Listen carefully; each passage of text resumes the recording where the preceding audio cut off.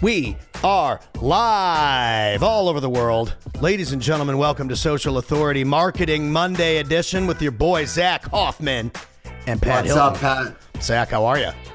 Doing well. How are you? How's your Monday going? It's great, man. Great. Busy. And we were talking before we hopped on here about like humanoid robots and how they're actually a reality. What was once something that was kind of a funny little droid character in Rocky IV, we were kind of laughing about that, is now a reality.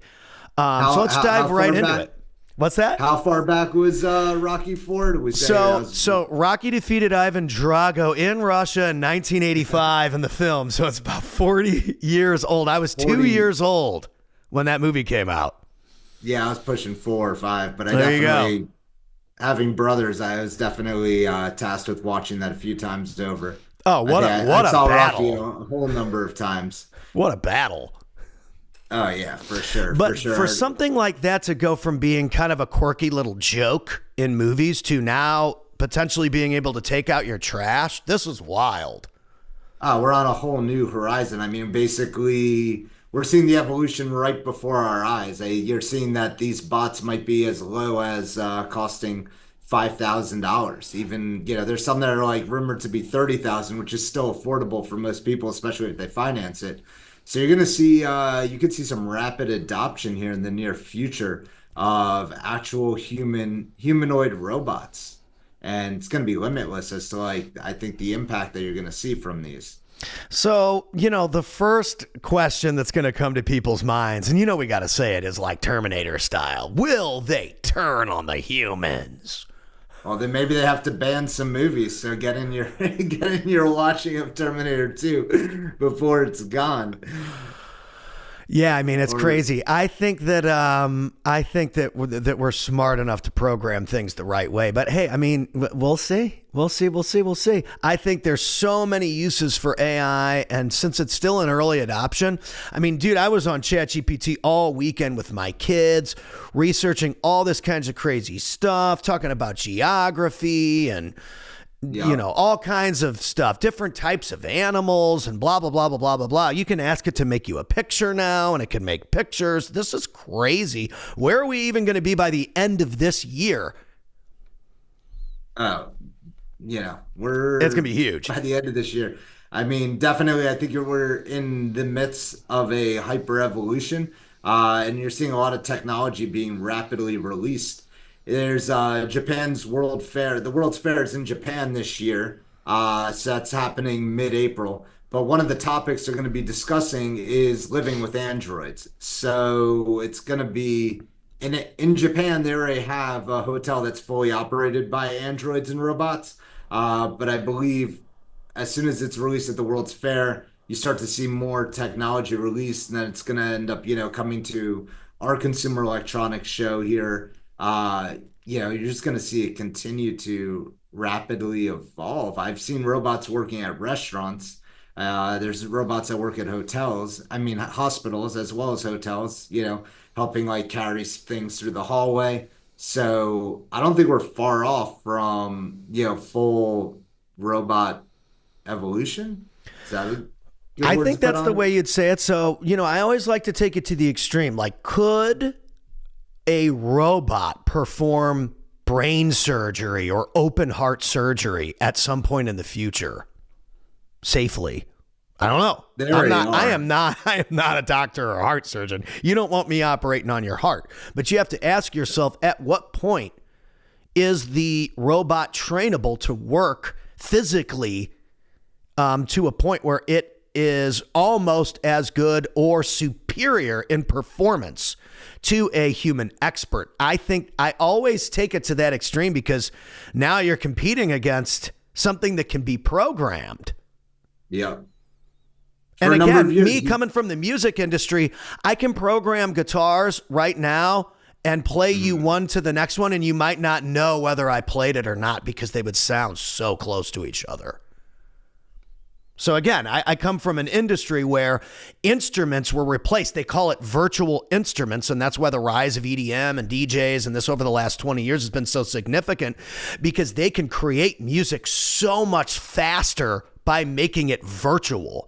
And again, the purists, the musical purists back in the day were not happy about this, but again, the natural evolution. Look at these huge DJ festivals. Those weren't around 15, 20 years ago like they are now.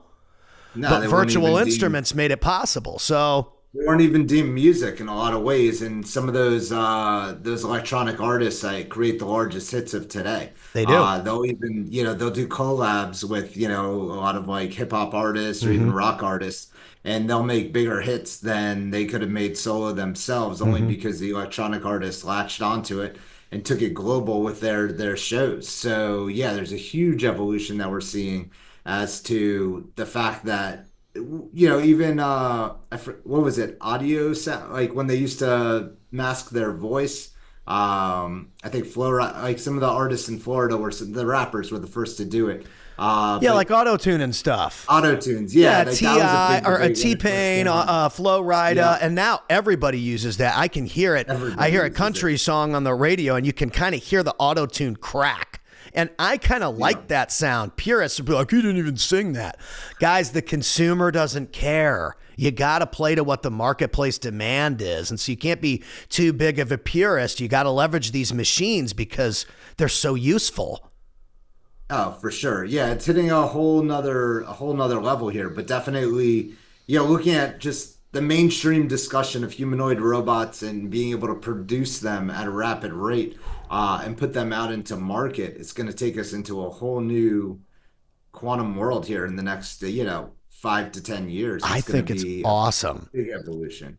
So Yeah, I'm in a group. And I do want to plug them because they're friends of mine and they've helped me for many, many, many years. So there is a group called AI for Business, and I do suggest if you're a Facebook user, you guys join it. My friend Brian Hansen and Francis Abiola run it, and those guys are actually the guys that put me on stage. It was my first paid MC gig. This was probably 2019. So nice. 5 or 6 years ago. Great dudes. And I've really watched them because they're very good at like finding a tool right when it comes out. And they posted something the other day. There's an AI called Suno that can like help you write songs. And then there's another thing called like Hexa or Hedra. They're going to kill me for not knowing all the words. And you can literally use it to kind of make the song. And then you can make like a fake character that sings the song. And I'm telling you, it's singing a song and I'm looking at it and I'm like, wow, this looks very, very real and sounds fantastic. This female vocalist is singing this is good. And it was a robotic generated thing. There was no human touch at all. It was 100% built by machine. And so again, music is my reference, but like, wow, to see you can just click a button and this thing shows up and sings you a song. Again, that wasn't possible 12 months ago, and now it is. It's So what's wild, going to man. happen when a physical robot, like you're saying, a physical actual unit, not just Yeah. something that you program on your screen, but something that lives physically, can now interact with you and do things with you or take out the trash or walk the dogs. I mean, this is going to be crazy. They're going to be little robots walking dogs down the street in people's neighborhoods. Yeah, I don't think we're far from that, unfortunately. It's always nice to see a neighbor walking the dog or taking out their trash to be able to say hi. But I was saying to my wife the other day, I was like, I don't think we're far from a point where people might not leave their house, man. Could get a little wild out there. You're going to have It's just like, R2D2 and C3PO walking people's dogs down the street in their neighborhoods. look, man, get out there and have fun. Get out there and experience things. There's nothing more important than that because you can't like recreate memories and like what's actually like happening in the physical world. I went out a lot this weekend and Saw you at had a game, right? Yeah, I went to the Marlins game. Baseball's back, Major League Baseball. Marlins are 3-1 for now, so it's pretty Nice. nice. But definitely, yeah, being out there in the real world. I'm also doing a couple trade shows. I did one last week. I'm doing one this week. But getting out there, seeing people, shaking hands, and just meeting people is critical, man. Just getting out there into the real world environment. Well, and I because- love that you said that. By the way, the St. Louis Cardinals are 3-0 in the National nice. League Central. I always got to give my hometown a little love. But you guys have played more games. You're 3-1, so they could be 3-1 Yeah. soon too. What was I going to say? Oh, yeah. Like you said, I think if you're able to leverage like the humanoid robot or whatever it is, the robotic physical unit, and it is actually able to buy you time so that you can go do those things. You can go create more market share, shake more people's hands, build more relationships, communicate better. I think that's a great use of time, because think about it. How much money are you spending on hiring X, Y, and Z person to do or fulfill a task? If that robot can do it and you pay, I don't know what it would cost for a unit. What's the ROI on that unit versus maybe a human that has to do those jobs? That's where it's going to, like I said, that's where it's going to come into play. What's the ROI? Well, if I spend this on the robot, I get to use the robot forever. But how much is it going to cost me over here to get those same tasks done to pay somebody else to do it? Because entrepreneurs, that's how we think. Training learning models, getting into like the evolution of like just training it on information. It's not always going to give you the right answer right outside the box, but you don't give up on it, and you talk back and like communicate with the AI and the robotics to get you to the answers quicker or more efficiently. It definitely is a time saver, a huge time collapser, and it really will get you to the next level in a rapid clip. I think that those that aren't, enabling themselves to utilize it and encouraging it at their organizations are going to fall behind so rapidly. I know that, we do a bit of AI consulting, and we do provide, AI advice to a number of like operations out there. And some of the biggest pushback you get is, when you start to ask teams to assist you and, what they know is inevitably going to happen, so it's essentially, it's a challenge to get people to adopt being compatible with AI and robotics. But AI and robotics is really here. It's not a matter of like it's coming. No, it's now. Right. Yeah, it's now, like right now. I read an article where everybody's favorite guy, Elon Musk, quoted that like, starting to really invest in AI.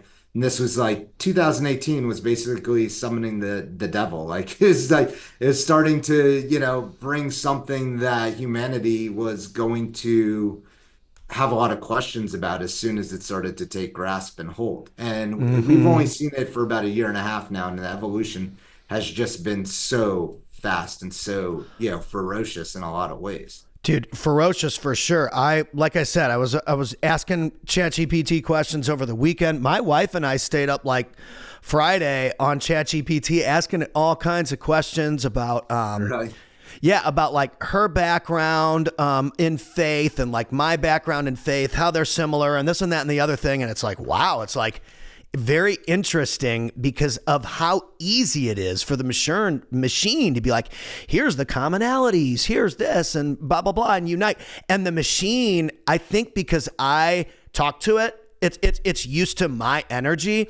The way that it responds is like really positive, and here's the commonalities, and here's how you guys can really thrive together. It was really neat how it presented the information.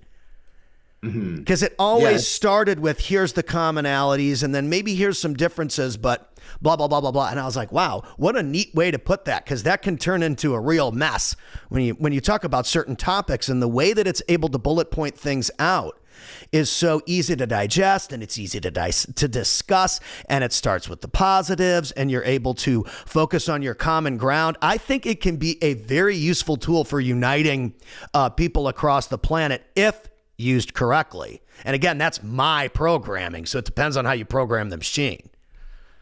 Oh, for sure. And, there's going to be doers that do things that aren't, so positive, unfortunately.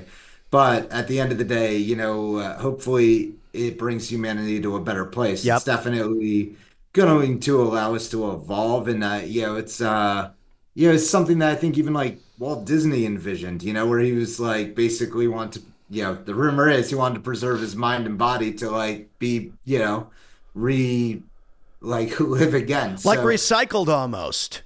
yeah, I wouldn't be surprised if Elon has like an android persona that's being programmed in a lab or something that's, Right. out there. He's, him and a few of the other, Silicon Valley bigwigs definitely, I'm sure, programming or developing something that Some kind of machine brain unit or whatever. emulates them and where they go and what they do and how they behave. For sure, it's going to be we're moving into a whole new era, and it's happening quickly. I mean, it's like, look, we're in 2025. If you think Hmm. even like where the world was 50 years ago in 1975, I mean, we're still on like set-top cable boxes, like trying to unscramble channels or whatnot. I mean, I wasn't alive. I was born in 81, and that's the Right. things we were doing. So, color TV and black and white TV were just a thing, and now we're moving into a whole new world where it's becoming virtual reality, augmented reality. Right. Get your little people out from behind that screen because it's so critical to have that communication. Hmm. Get your big people out from behind that screen because it's so critical to get out there and indulge in the real environment.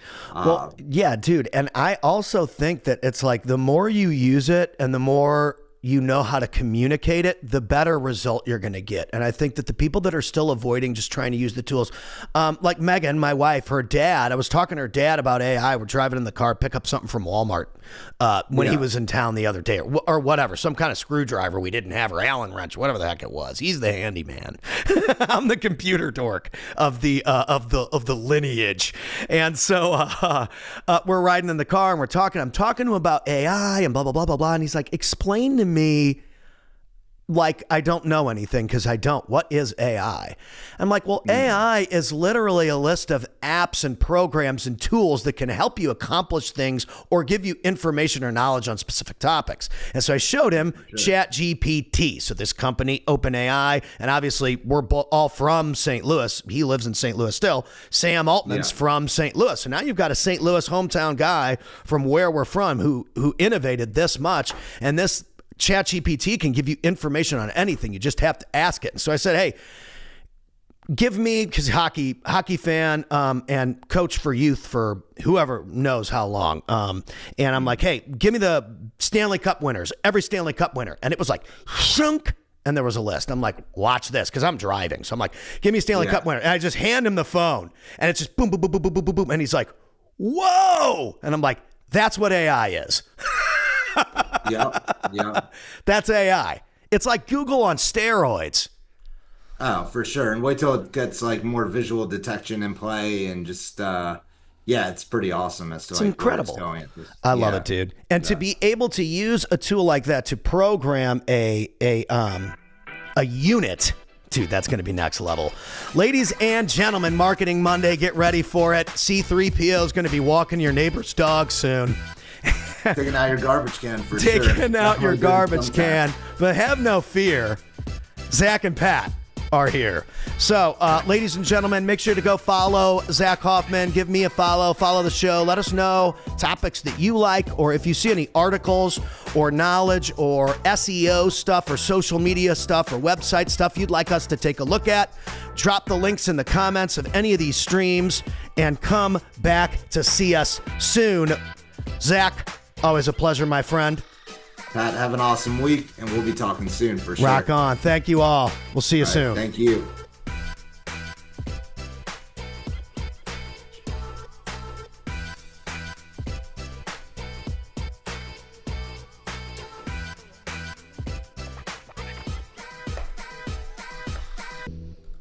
Boom. Perfect. Got it. So good.